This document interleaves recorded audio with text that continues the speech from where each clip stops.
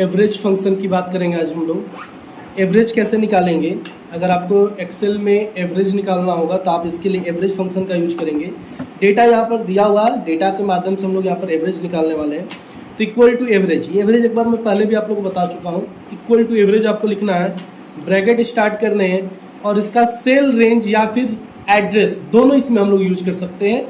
Number 1 number 2 करके इसका syntax दे रहा है, तो आप सेल एड्रेस भी दे सकते हैं, सेल रेंज भी दे सकते हैं। तो मैंने अभी सेल रेंज यूज किया, इंटर करेंगे, एवरेज आ गया ना।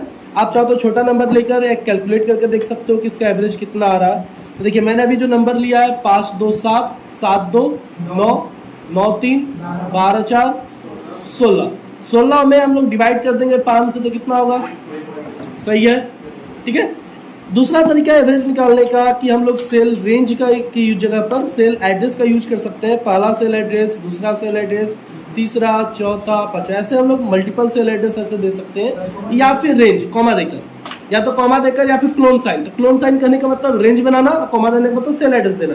तो आपको जो इजी लगे वो करिएगा। तो मैंने दोनों तरीके आपको बता दिया, एवरेज समझ में आ गया। उसके बाद आप फिल डाउन कर दीजिए, सबका निकल जाएगा। लेकिन मैं कहूँगा कि अभी आप लोग 5 कम से कम 5 खुद से निकालेंगे, उसके बाद फिल डाउन करेंगे। अगला सवाल है काउंट का। काउंट क्या होता है? काउंट का मतलब होता है गिनना। काउंट हम लोग क्या करते हैं? गिनना। जैसे यहाँ पे देखिए कुछ डेटा मैंने रखा हुआ है। अगर मैं पूछूं कि इस सेल में, जो मैंने अभी सेल सेलेक्ट किया है, इस सेल में कितने नंबर वाले डेटा है, न्यूमेरिक डेटा वाला कितना सेल है, तो आप कहोगे सर 1। लेकिन अगर मैं पूछ दूं कि इतने दूर में, ये जो मैंने अभी सेलेक्ट किया, इतने दूर में कितने नंबर वाले डेटा है, तो लगोगे गिनने ना, 1 2 3 4 ऐसे गिनोगे। इसके लिए यूज किया जाता है काउंट फंक्शन। अगर किसी सेल में अलग अलग तरह के नाम और नंबर रखे गए हैं और आपको सिर्फ नंबर वाले सेल को गिनना है, तो आप कौन सा फंक्शन यूज करोगे? काउंट। जैसे देखो अभी फिलहाल मैं 3 सेल को काउंट करूंगा। इस तीनों सेलों में जिस पे भी नंबर लिखा हुआ है वो काउंट हो जाएगा। इसके लिए मैं अप्लाई करूंगा यहाँ पर काउंट फंक्शन। काउंट और सेल रेंज या एड्रेस दोनों दे सकते हैं। तो मैंने रेंज का यूज किया, ब्रैकेट बंद किया और इंटर कर दिया। कितना? 1 है ना नंबर, ठीक है। उसी तरह अगर मैं पूरे की बात करूं, मैं पूरा अगर अप्लाई कर दूं, काउंट ब्रैकेट स्टार्ट, अब मैं पूरे का रेंज दे दूं यहां से लेकर यहां तक, तो आंसर क्या आएगा? आंसर आ रहा है 10। कैसे चेक करिए? 1 2 3 4 5 6 7 8 9 10 10 ही है ना, कोई दिक्कत? लेकिन आप एक एक करके बाकी सबका निकाल लोगे, ऐसे ही हो जाएगा। पहले में इसमें 2 है, अगले में कितना है? 2, इसमें 1 है, कोई दिक्कत? अगली बात करेंगे काउंट ए की, या फिर काउंटा भी इसको बोलते हैं। अगर मैं इसकी बात करूं तो ये क्या करता है? अगर आपसे पूछा जाए काउंट क्या करता है, तब क्या बताओगे? न्यूमेरिक सेल वाले डेटा को काउंट करता है। जिस सेल में नंबर वाला डेटा है उसको काउंट करेगा। काउंटा अल्फा न्यूमेरिक। अल्फा न्यूमेरिक मतलब टेक्स्ट को भी और नंबर को भी, यानी वो ओवरऑल सेल को काउंट करेगा। सेल में अगर आपने कुछ भी लिखा है तो वो गिनकर बताएगा। ओके, तो अगर मैं काउंटा का यहाँ यूज करूं, काउंटा या काउंट ए, तो यहाँ पर रिजल्ट क्या आने वाला है आपका? भी फिलहाल 3 आएगा ना। तीनों को काउंट करेगा। एक में 6 लिखा है, एक में एस लिखा है, एक में ए लिखा हुआ है। अल्फा न्यूमेरिक, चाहे आपने सेल में टेक्स्ट लिखा हो, चाहे आपने नंबर लिखा हो, चाहे आपने स्पेशल कैरेक्टर लिखा हो, तीनों को काउंट करेगा। समझ में आ गया? अगले का क्या आएगा? अगले का 2 2 3 2 3 2। समझ में आ गया? अब बात करेंगे ब्लैंक सेल को कैसे काउंट करेंगे। ब्लैंक सेल को काउंट करने के लिए हम लोग यूज करेंगे काउंट ब्लैंक फंक्शन। यानी अगर आपसे पूछा जाए कि इस सेलों में कौन कौन सा सेल सर खाली है, बताइए कितने सेल खाली हैं, तो आप काउंट ब्लैंक सेल का यूज कर सकते हो। काउंट ब्लैंक यूज करो, ब्लैंक सेल एड्रेस का सेल रेंज, सेल का सेल रेंज दे दीजिए डेटा का, ब्रैकेट बंद करिए, एंटर कर दीजिए। 1 है ना, एक सेल देखिए यहाँ पर खाली है। उसी तरह अगले में भी 1 है तो 1 ही आएगा। अगले में 1 1 1 1, लगभग सारे में यहाँ पर 2 हो जाएगा। कोई दिक्कत? काउंट ब्लैंक समझ में आ गया? उसके बाद काउंट इफ मैंने आपको लिखवाया। काउंट इफ का मतलब होता है, इफ काउंट मतलब तो गिनना, इफ मतलब कंडीशन, अपने शर्त के हिसाब से मुझे गिनना है। तो मैंने काउंट इफ का कुछ एट्रीब्यूट्स आपको लिखवाया। वो एट्रीब्यूट्स इसलिए आपको लिखवा दिया गया है ताकि आपको और इजी समझ में आए। लेकिन एट्रीब्यूट्स की कोई जरूरत नहीं होती है, एट्रीब्यूट्स की जरूरत नहीं है। अगर आपके पास कॉमन सेंस है तो आप खुद से ये सब कुछ निकाल सकते हो। मेरे एट्रीब्यूट्स को देखने की जरूरत नहीं है आपको। तो जैसे देखते हैं मैंने कुछ डेटा तैयार किया है, यहां पर देखिए डेटा मैंने तैयार किया हुआ है। इस डेटा में पहले से कुछ कंडीशन दिया हुआ, मैं इसको थोड़ा छोटा करूंगा, मैंने छोटा कर दिया।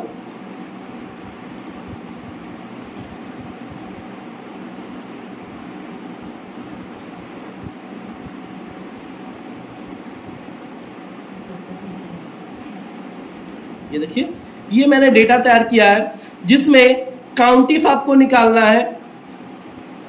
यहां पर डेटा 1 डेटा 2 यानी बहुत सारा डेटा दिया हुआ है, आपको पूरे रेंज पे काम करना है, इतने दूर में काउंट करना है। क्या निकालना है तो लिखा हुआ काउंट द न्यूमेरिक सेल। आपको न्यूमेरिक सेल काउंट करके बताना है कितने इतने दूर में, ये पूरा डेटा इतने दूर में कितने नंबर वाले सेल है, कितने टेक्स्ट वाले सेल है, कितने ब्लैंक सेल है, कितने अल्फा न्यूमेरिक सेल है, कितने निगेटिव सेल है, कितने पॉजिटिव सेल है, कितने सेल ऐसे हैं जो बी लेटर से स्टार्ट है, कितने सेल ऐसे हैं जो 3 लेटर कंटेंट वाले हैं, कितने ऐसे सेल हैं जो 25 से 50 का डेटा कैरी कर रहे हैं, इंपॉर्टेंट। इन सबको निकालने के लिए हम लोग काउंट फंक्शन का यूज करेंगे, चाहे वो काउंट हो, काउंटा हो, काउंट ब्लैंक हो या काउंट इफ।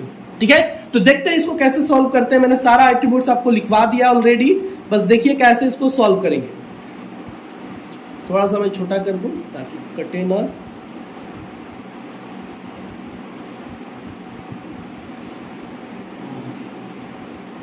ठीक है, देखिए रिजल्ट निकालेंगे। सबसे पहले दिया count the numeric cell. Numeric cell को कैसे काउंट करते हैं, अभी तुरंत मैंने बताया, काउंट फंक्शन अप्लाई करेंगे, इक्वल टू काउंट अप्लाई कर दीजिए, ब्रैकेट स्टार्ट, अब पूरे का रेंज दे दीजिए। काउंट क्या करता है, नंबर वाले सेल को गिनता है। नंबर वाला सेल काउंट करके आएगा 14, मेरा गिना हुआ है 14 आएगा, अगर आप चाहो तो गिन लो।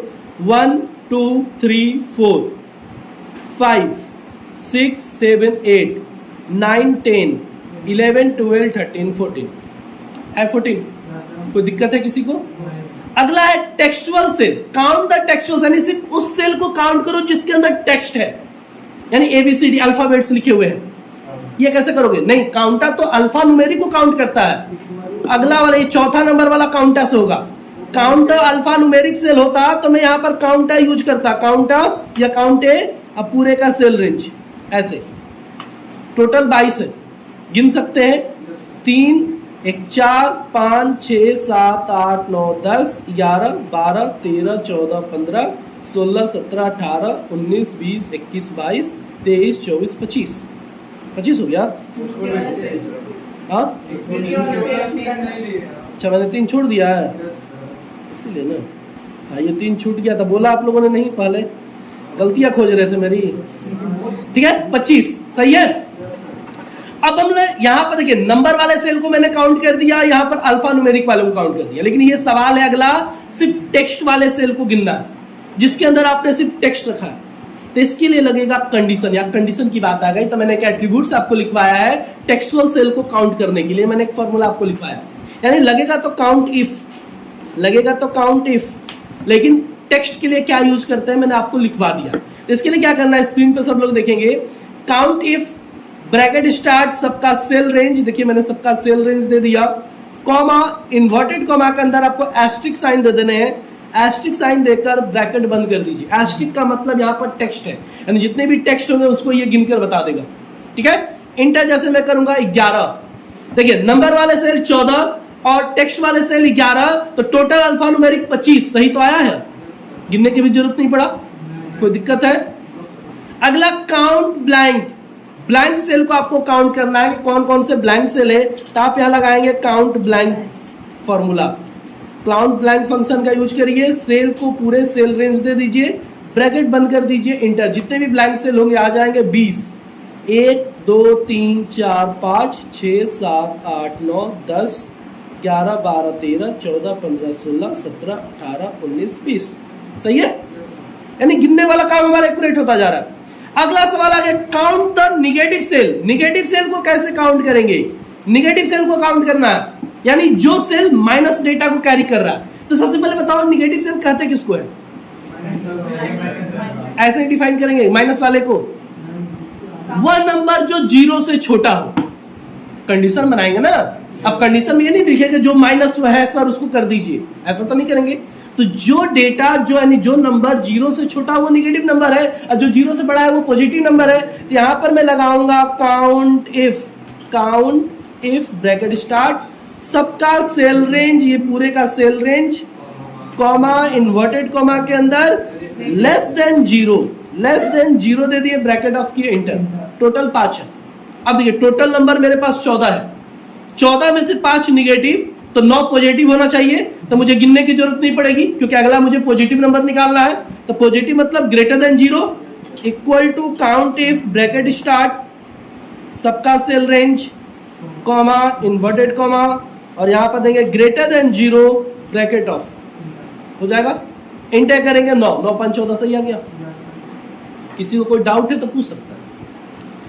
Count the cell beginning with B letter, B letter वाले कितने सेल है? जो बी नाम से स्टार्ट है, बी कैरेक्टर से स्टार्ट है, जैसे देखो बक्सर और बक्सर दो ही आपके हैं जो बी से स्टार्ट है, या ना, बिगिनिंग विथ बी लेटर। तो आप यहां पर लगा दो काउंट इफ ब्रैकेट स्टार्ट सबका सेल रेंज, यानी गिनने की जब भी बारी आएगी ना तब काउंट शब्द का यूज करेंगे। अब अगर कंडीशन है तो इफ लगेगा, कंडीशन है ना कि मुझे सिर्फ बी वाले को काउंट करना है इसलिए काउंट इफ लग रहा है, कॉमा इन्वर्टेड कॉमा, मुझे बी वाले को काउंट करना है ना तो मैं बी लिखूंगा और एस्ट्रिक साइन दे दूंगा। अगर ए वाले को काउंट करना होता तो ए लिखता, एस्ट्रिक कर देता, डी वाले को करना होता तो डी एस्ट्रिक कर देता। समझ में आ गया? ब्रैकेट बंद करेंगे और इंटर करेंगे तो देखेंगे कि 2 आ गया आंसर। बक्सर और बक्सर दो ही है ना बी नाम से। अगला है count the cell containing 3 letter, 3 letter वाले कितने वर्ड्स है, कितने सेल है? जो 3 डेटा है, 3 लेटर का डेटा रखा हुआ है, जैसे बक्सर BXR और आरा और एक राम, 3 सेल ऐसे हैं जो 3 कैरेक्टर्स कंटेंट को रखा हुआ है ना। इसके लिए हम लोग अप्लाई करेंगे equal to count if bracket start सबका cell range, comma inverted comma, 3 बोला है तो 3 क्वेश्चन मार्क का साइन दे देना, 4 बोलेगा तो 4, 2 बोलेगा तो 2, जितना कैरेक्टर कहेगा, जितना कंटेंट कहेगा उतना क्वेश्चन मार्क का आपको साइन देना है। तो 3 बोला तो 3 का दीजिए, ब्रैकेट ऑफ करिए, 3 है, इसमें एस्ट्रिक नहीं लगेगा, कोई दिक्कत? अब अगला सवाल, count the cell between 25 to 50, 25 से बड़ा लेकिन 50 से छोटा, ऐसे कितने सेल है? यहां पर देखो 2 कंडीशन हो गई, पहला तो 25 से बड़ा का, दूसरा 50 से छोटा का, तो मल्टीपल कंडीशन है ना इसमें। तो जहां मल्टीपल कंडीशन होगा वहां इफ्स लगता है, सम इफ में भी मैंने बताया था इफ्स लगा था मल्टीपल कंडीशन में, यहां पर भी लगेगा काउंट इफ्स। लास्ट फंक्शन जो मैंने आपको लिखवाया है वो काउंट इफ्स का है, count ifs bracket start cell range, comma inverted comma में हम लोग देंगे पहला कंडीशन ग्रेटर देन 25 दे दिए, और फिर कॉमा देगा दूसरा, फिर से सेल रेंज देंगे, comma inverted comma less than 50 यानी 50 से छोटा। इंटर करेंगे 3, काउंट करके देखिए 50 से छोटा 45, 45 और 35, जो कि 25 से बड़ा है और 50 से छोटा है, हो जाएगा। और अगला count the cell started with I, यानी जैसे बी वाला था वैसे आई वाला होगा। तो मैंने काउंट इफ किया, सेल रेंज दिया, आई और एस्ट्रिक कर दिया, एंटर। बोलिए बन जाएगा ये? तो ये काउंट इफ का था। इसको आप लोग सेम डेटा आप अपने मोबाइल से स्क्रीनशॉट ले लेंगे इस डेटा का और सेम ऐसे ही बनाएंगे, ठीक है। सबका स्क्रीन आप लोग यहाँ पर डेटा कुछ भी रख सकते हैं, ये कुछ भी डेटा रख सकते हैं, कोई इशू नहीं है। जो आप जो मन चाहे सो एवरेज के लगा के कोई भी डेटा बनाकर अपना डेटा निकाल लीजिए, लेकिन काउंट इफ का जो मैंने डेटा रखा है जैसे रखा है वैसा ही डेटा आप कॉपी करेंगे, यानी इसका स्क्रीनशॉट ले लेंगे, ऐसा ही सेम फिगर वहां पर बनाएंगे और इसको सॉल्व करेंगे कल के लैब पे, ठीक है। अगले पर आते हैं, अगला है मीन, ठीक है। मीन और मैक्स, मीन मतलब मिनिमम नंबर, सबसे छोटा नंबर अगर आपको पता करना हो, यहाँ पर देखिए इतने रेंज यहाँ पर डेटा का दिया हुआ है, इसमें सबसे छोटा नंबर कौन सा, अगर आपको ये पता करना है तो आप मीन फंक्शन का यूज करिए, MIN मीन, सेल रेंज दे दीजिए या सेल एड्रेस भी दे सकते हैं, ब्रैकेट ऑफ करिए, इंटर। कौन सा है? 2 है। उस रेंज में जो मैंने अभी रेंज बनाया, इस रेंज में सबसे छोटा डेटा क्या है? 2, सही है ना। अगला क्या है? कोई दिक्कत? फिर से देख लीजिए, equal to mean bracket start और सबका रेंज दे दिए ऐसे, इसमें सबसे छोटा 5 है, 5 आ गया, हो जाएगा। बाकी आप फिल डाउन कर दो, बाकी सबका आ गया। अगला मैक्स है। मैक्स का मतलब बड़ा नंबर आपसे पूछा जा रहा है कि सबसे बड़ा नंबर कौन सा है, तो आप यहाँ पर मैक्स अप्लाई करो। मैक्स अगर आपको बड़ा नंबर निकालना है, रेंज में सबसे बड़ा नंबर जो होगा वो आपका आ जाएगा। इक्वल टू मैक्स लिखिए, सेल एड्रेस दीजिए या सेल रेंज दीजिए और इंटर कर दीजिए। देखिए आपका डेटा आ गया। सबसे बड़ा नंबर क्या है? 84 है। उसमें कोई दिक्कत है? उसी तरह एक बार और देख लीजिए। मैक्स की बात करें, मैक्स मैंने लिखा ब्रैकेट स्टार्ट, सबका सेल रेंज मैंने दे दिया, इंटर कर दिया, मैक्स आ गया। एक निकल जाता है तो उसका फिल डाउन कर सकते हैं हम लोग इजीली, ताकि बाकी का डेटा आ जाए। लेकिन सीखने के दौरान लर्निंग पीरियड में फिल हैंडल का यूज नहीं किया जाता है, ये अच्छा नहीं माना जाता, इसलिए आप यूज नहीं करेंगे। लार्ज, अगला चीज है आपका लार्ज। लार्ज का मतलब ही बड़ा होता है ना। जैसे मैक्स फंक्शन क्या करता है? सबसे बड़ा नंबर रिटर्न करता है। लार्ज भी सबसे बड़ा रिटर्न करता है, लेकिन इसमें पोजीशन शामिल है कि कितना बड़ा। जैसे आपसे मैं पूछूं, जो मैंने अभी रेंज सेलेक्ट किया है, इस रेंज में सबसे बड़ा नंबर कौन सा है? 84। लेकिन अगर मैं पूछूं कि दूसरा सबसे बड़ा कौन सा है? 54 बोलोगे? तो वही यहां पर केथ वैल्यू दिया है, यानी नंबर ऑफ पोजीशन के हिसाब से हम अपना नंबर निकाल सकते हैं कि सबसे बड़ा नंबर कौन सा है, दूसरा सबसे बड़ा नंबर कौन सा है, तीसरा सबसे बड़ा नंबर कौन सा है, चौथा सबसे बड़ा नंबर कौन सा है, हम लोग लार्ज से निकाल सकते हैं। मैक्स क्या करेगा? मैक्स तो सबसे बड़ा दे देगा, लेकिन मुझे जरूरत है दूसरा सबसे बड़ा, तीसरा सबसे बड़ा, तो उसके लिए मैं कौन सा फॉर्मूला यूज करूंगा? लार्ज। तो लार्ज में केथ का मतलब क्या है? Number of position. समझ में आ गई? अब यहाँ पर कैसे अप्लाई करेंगे कि तो इक्वल टू लार्ज लिखिए, LARG लार्ज लिखिए, ब्रैकेट स्टार्ट करिए और एक रेंज दे दीजिए। यहाँ पर रेंज लगेगा, ठीक ना। सेल एड्रेस नहीं देंगे यहाँ पर, लार्ज में सेल एड्रेस नहीं लेगा, आपको रेंज देना होगा, क्योंकि क्वेश्चन में क्या बोल रहा है? देखिए सिंटेक्स में एरे लिखा हुआ आ रहा है, एरे का मतलब रेंज होता है। कॉमे दीजिए, उसके बाद केथ वाला, मैंने ज्यादा सेलेक्ट कर लिया, फिर से आपको यहां तक नंबर 4 तक सेलेक्ट करने हैं, कॉमा केथ वैल्यू का पोजीशन कर दिए, ब्रैकेट बंद करेंगे, इंटर करेंगे। दूसरा सबसे बड़ा 54 ही था ना। अगले का क्या आएगा बता सकते हैं? 54। अगले का 7 ना, 7। तीसरा मांग रहा, तीसरा पूछ रहा, सबसे बड़ा 9, उसके बाद 8, तीसरा सबसे बड़ा 7। आप लोगों को नर्सरी और LKG में जाना चाहिए, ठीक ना। अगला बताइए लार्ज। फिर से एक बार फॉर्मूला अप्लाई करके दिखा रहा हूं। Large bracket start, cell range, comma 3 वाला सेल एड्रेस यानी केथ पोजीशन, इंटर 5। कोई दिक्कत? तो ये आपका लार्ज हो गया। ठीक उसी तरह होता है अगला स्मॉल। स्मॉल क्या करता है? छोटा नंबर रिटर्न करता है नंबर ऑफ पोजीशन के हिसाब से। इसमें भी देखो केथ वैल्यू दिया है, नंबर ऑफ पोजीशन दिया हुआ है। अगर मैं पूछूं इसमें सबसे छोटा नंबर क्या है, तो आप बोलोगे सर 2 है, लेकिन दूसरा सबसे छोटा कौन सा है? तो 5। समझ में आ रहा है? इसके लिए आप अप्लाई करोगे small function. Small function apply करिए, यहाँ पर रेंज दे दीजिए, कॉमा केथ को पोजीशन दीजिए, इंटर करिए, यहाँ पर 5 आ गया। अगले का क्या आएगा? स्मॉल ब्रैकेट स्टार्ट, रेंज देंगे, कॉमा केथ पोजीशन देंगे, इंटर करेंगे, 54 है ना। सारे का करेंगे तो सारे में से ढूंढ कर देगा, नंबर में काउंट कर देगा। बात समझ मेरी? क्योंकि आपको यहाँ पर 2 चीज देना है, एक तो एरे देना, दूसरा के का वैल्यू देना। के का मतलब नंबर ऑफ पोजीशन। अगर दोनों का आप सबको रेंज में शामिल कर दोगे तो केथ वैल्यू तो उसको मिला ही नहीं, तो बिना केथ वैल्यू का खोजेगा किसको? ठीक है ना, समझ में आ गया? तो आपका स्मॉल हो गया। अब स्मॉल के बाद बात करें हम लोग मोड एंड मीडियन। 2 चीज आपका बचा, मोड और मीडियन। मोड की बात करें, एक मोड मैंने बताया था MOD जो कि रिमाइंडर वैल्यू को निकालता है, पिछले क्लास में मैंने बताया था आपको। आज चलेगा MODE। मोड वैल्यू क्या करता है? रिपीटेड वैल्यू को बताता है, कौन वैल्यू रिपीट हुआ, जो वैल्यू सबसे ज्यादा रिपीट हुआ होगा, जो वैल्यू सबसे पहले रिपीट हुआ होगा, वही आंसर आने वाला है। ठीक है, यहाँ पर पहला डेटा देखिए, ये डेटा आपका यहाँ तक, इसमें देखिए 51, 54, 51, 54, 51, यानी 54 भी रिपीट है, 51 भी रिपीट है, लेकिन मेनी सबसे ज्यादा टाइम कौन सा रिपीट है? 51। इसलिए आंसर क्या आएगा? 51। मेरी बात समझ आ रही है? अगले का आंसर आप बता दो। 54। अगले का? अगले का? ओके। अब मैं थोड़ा चेंजेस कर रहा हूं इस डेटा में, पहला वाला डेटा में मैं चेंजेस कर रहा हूं। पहला 51 है, 54 है, 51 है, और यहां पर मैंने कर दिया 65। अब बता दीजिए डेटा रिजल्ट आपका क्या आएगा? 51 ही आएगा, 51 या 54? 54, 51 वाले कितने हैं? 1 2 3 3 है। 54 वाले एक, बस 2, वाह, बाकी लोग 0 वाले हैं।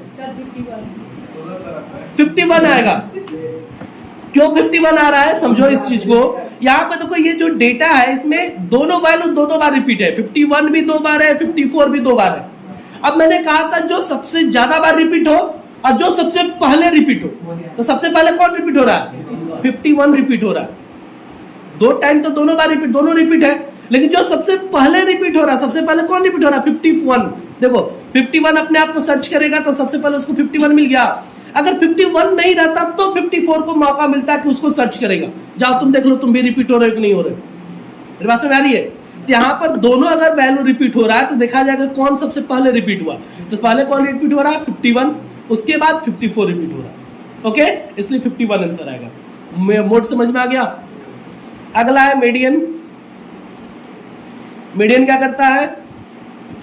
बीच वाली वैल्यू निकाल कर देता है ना। मीडियन करेंगे, रेंज दे दिए, बता दीजिए आंसर क्या आएगा आप लोग ही पहले। क्या आएगा? 51। कैसे आया 51? अगर आपको नहीं समझ आया तो मैं बता दूं, ये जो नंबर दिया हुआ है सबसे पहले इसको सीधे क्रम में अरेंज कर लीजिए। सबसे इजी तरीका मैं बता रहा हूं सीखने का, यानी अरेंज करें तो क्या होगा? 2 होगा, मैं कहीं और कर देता हूं, यहां कर देता हूं। पहले 2 होगा, फिर क्या होगा? 5, फिर 51, फिर 54 और 84 हुआ ना। अब इसके बीच का वैल्यू क्या है? 2 वैल्यू इधर, 2 वैल्यू इधर, बीच में कौन सी वैल्यू बच रही है? सबसे इजी तरीका बता रहा हूं, ठीक ना? 51, ठीक है। तो यहां पर तो 5 वैल्यू था, 5 डेटा था, तो 2 इस साइड चला गया, 2 इस साइड, बीच में 1 बच गया। लेकिन अगर 6 डेटा आ जाए तो हाँ, अब देखिए, अब जैसे मैं एक सवाल दे देता हूं आपको 6 डेटा वाला। 2 9 8 7 6 3 4, चलिए बताइए इसका रिजल्ट क्या आने वाला है? मीडियन बताना है।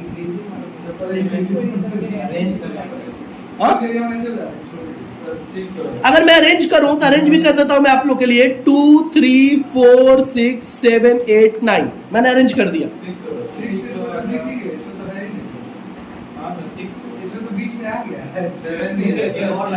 मैंने 6 7 दे दिया का? 7 दे दिया। चलिए मैंने लास्ट 2 गायब कर दिया, बता दीजिए। 5 हो जाएगा। हाँ 5 हो जाएगा।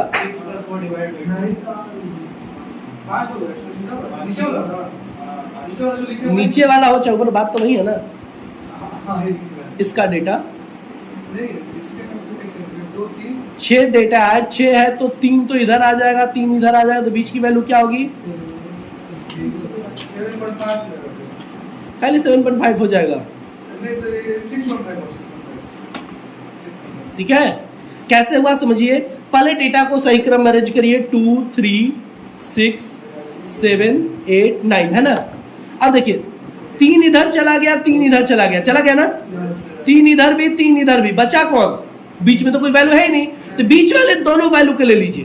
बीच में 2 वैल्यू बच रहा है ना, 6 और 7। 6 और 7 की बीच की वैल्यू क्या होगी? 6.5। या फिर दोनों का ऐड कर दीजिए, 6 और 7 जोड़ेंगे तो कितना होगा? 13 और डिवाइडेड बाई 2 कितना होगा? 6.5 आ गया। ऐसे में सबसे इजी तरीका बता रहा था कि दोनों को इधर, 2 को इधर, बीच वाली वैल्यू निकाल दीजिए। सबसे इजी तरीका बता रहा था, लेकिन नियम कहता है कि बीच वाली वैल्यू को ऐड करिए, फिर डिवाइड करिए 2 से, 6 का आधा वैल्यू आ जाए। समझ में आ गया? तो यहाँ पर फिर बता दो अगला क्या आएगा इसका।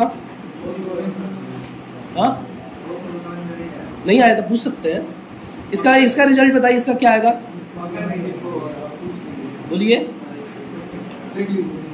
54 8 5 5। ठीक है, आया समझ में कि नहीं आया? आ गया ना। तो आपका तो बोलिए क्या नहीं समझ में आया। एक और डेटा लेते हैं, बताइए। 10 12 20 8 7 9। चलिए बताइए, ये आपका डेटा है, इसका रिजल्ट क्या आएगा? तो सबसे पहले क्या करना है आपको, इसको पहले सीधे क्रम में अरेंज कर दीजिए। सीधे क्रम में अरेंज करेंगे तो 7 8 9 10, 12, 20, यही होगा ना, आवाज नहीं, यही होगा ना अरेंज करेंगे तो। अब यहाँ देखो 3 वैल्यू इधर है, 3 वैल्यू इधर है ना, यानी बीच की वैल्यू देखा जाए तो बीच की वैल्यू ये मानी जाएगी दोनों, और 9 और 10 के बीच की वैल्यू क्या होगा 9.5। 9.5 नहीं समझ में आ रहा कि 9.5 कहां से हुआ, तो 9 और 10 19 होता है, 19 में 2 से डिवाइड कर देंगे, 19 को 2 से डिवाइड कर दो, कितना आएगा 9.5 आएगा। आप चेक करो आ रहा है कि नहीं आ रहा।